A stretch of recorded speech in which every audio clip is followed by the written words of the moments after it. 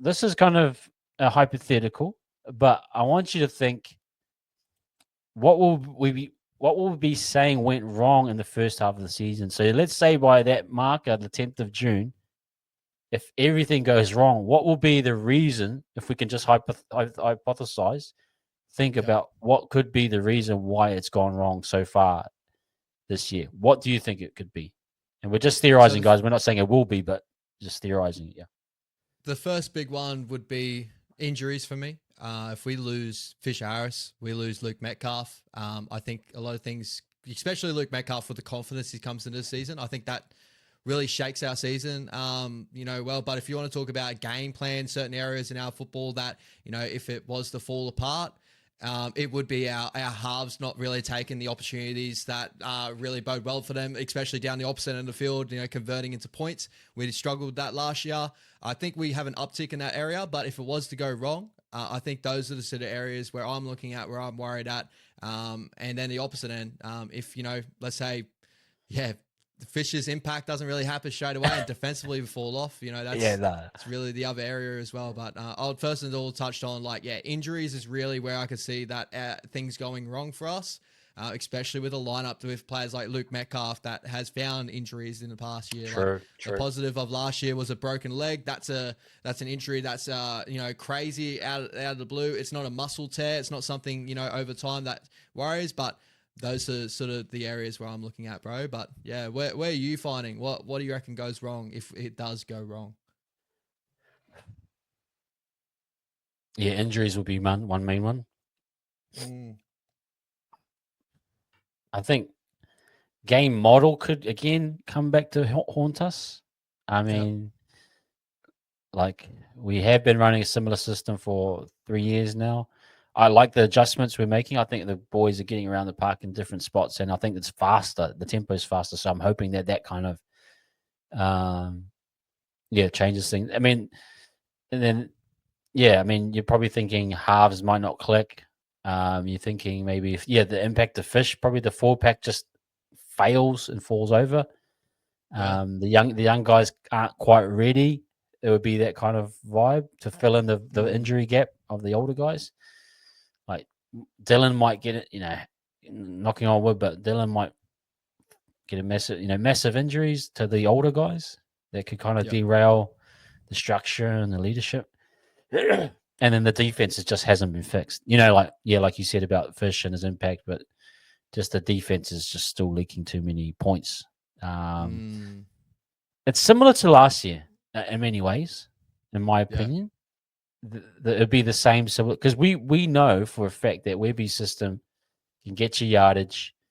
We're going to have good kicking halves in terms of CHT and Metcalf. So I don't think we'll be lacking for field position. We Yep. won't be. I think consistency wise, we're pretty good with the ball in hand. We're always not making too many errors. I mean, we had spells of bad errors in Sinbins, Montoya, you know, but yeah, Pretty I sure just we were think the it. best side last year in error Yeah, rate, yeah, right? we've Like all. I we, think under Webby, it's been one of the better things is that we have always been consistent. So yeah, I don't. I think it will be like, yeah, those are the main things I'm thinking. yeah, I, 100%. I can't. I mean, referees maybe. I don't know. No, no. That's just been Nah. an issue to start with, Yeah, huh? yeah. I honestly don't know, but yeah, it could be. Yeah, I think I'll just quickly checking in the chat. Yeah, some are saying defense, some are saying predictable attack, outdated game plan. So I Yeah, think we're more likely not to have a predictable attack in a way. More of the factor because of the youth that we have. Like I think a lot of these guys, like having Luke Metcalf, Chanel, I yeah, think they're just going to use the ball so much more than what we had under more of experienced halfback of Shawnee. yeah, Shawnee obviously relied on his experience. He knows how to get the team around the park, and when they're over experienced at times, they fall back into things that know how to work. You got Luke Metcalf there that he's got all the confidence in the world, so he's going to throw the ball around. He's going to really use it. So I'm not too worried in that sort of area of things, but there's still, yeah, as you said, the game model is a very high footy IQ game model. It's not about offloads. It's not about, going crazy movements. It's about getting down the opposite end of the field, pinning the team down the opposite end of the field, getting a good turnover, and then biting on that turnover. That's the whole philosophy of our offense. And if it doesn't click straight away, there is an ability for us to fall off. But yeah. Yeah, and I again, I think, yeah, I think Webby is a very consistent coach, and I think Yeah. he's good at what he does, and he knows what he does very well. I think, yeah, those. I thought there was a good one from T Mackey. Is that the forward pack? What was it? Kate Newcourt struggle while Laban and Halasima too green. There could be a little bit of that too, like a little bit of transition type thing Yeah. Yeah. if injuries come. Okay, well we don't want to be too, we're hoping everything goes well. We're just kind of getting our heads there. If it does fall apart, what it might be, it might not be any of those reasons. You never know. Yep. Actually, just quickly, I saw one point. We might add that in the next part. Actually, I'll get to that. Sorry, guys.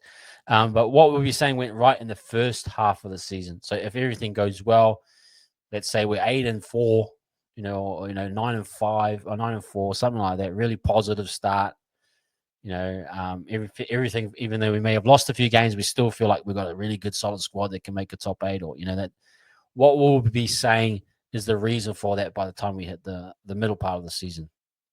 I think this is like the same thing of like why I guess a lot of general rugby league fans struggle to place the Warriors and teams like us in the competition.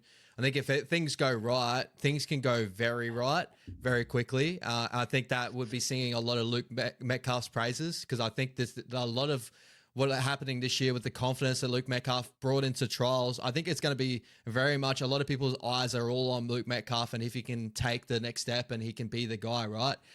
So I think if everything goes right, Luke Metcalf would be considered for a lot of people one of the better young halves in the competition. Just out of nowhere, a lot of people are going to be like, he's up there with, the Lockie Galvins, or, Lockie Galvin's still a lot younger, but you know what I mean? A very good young half that the Warriors have got a good one out of nowhere.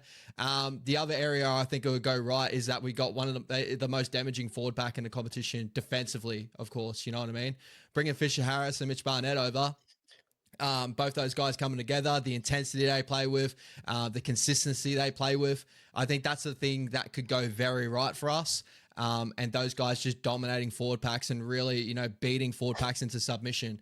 We're going up against a great forward pack this weekend against the Canberra Raiders, and seeing Fisher Harris and Mitch Barnett run those boys out makes me a lot more confidence going up against forward packs like the Canberra Raiders that have Joseph Tarpanese and Payne Haas's of the world. If we didn't replace Adam Fanor-Blake with a Fisher Harris in that way, I do feel like a lot of people would have worried about that. So if it went right, I think that's the areas that I'm looking at. It's the spine clicking, Luke Metcalf being the predominant man there, and our forward pack just going unbelievable areas and being, talked about as probably one of the better forward packs in the competition, which I think a lot of people are kind of sweeping under the rug a little bit at the moment. So that's where I think.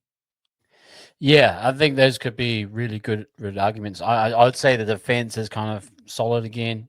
Yep.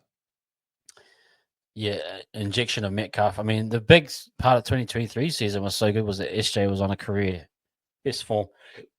And in many ways, yeah, you do need your halves to be solid in the system and really directing around. But I do agree with, we talked about it, like, I think the better balance this team is and the shared responsibility makes for a better overall game. You don't get games where you're so dependent on SJ to win you the game that, I think sharing the workload is important moving forward.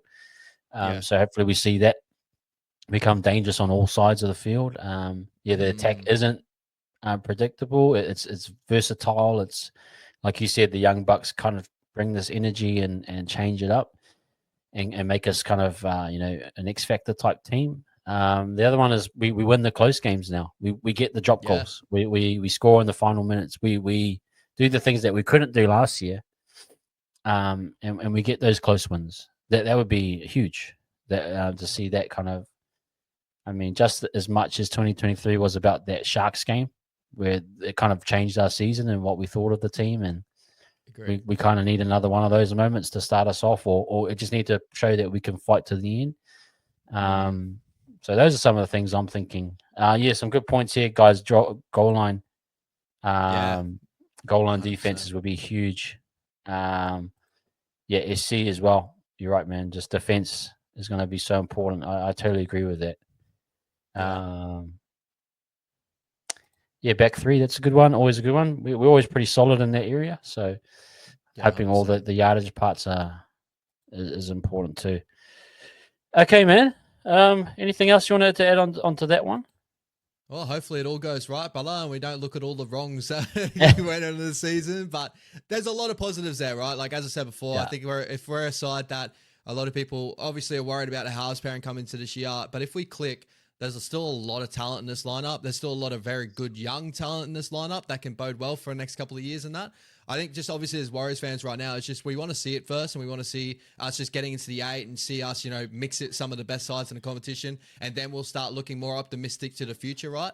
But right now, I'm just in that phase where I'm just like, I think if everything goes well, looking at a top 8 finish and seeing players like Luke Metcalf, get put on a pedestal, and even Wade Egan having a great season because he's so vital to our attack. And as I said before, with my bold prediction, having either Fisher Harris or Mitch Barnett getting up there as prop of the year, and one of those guys even getting captain of the year, I think that's where everything goes right Yeah. for us.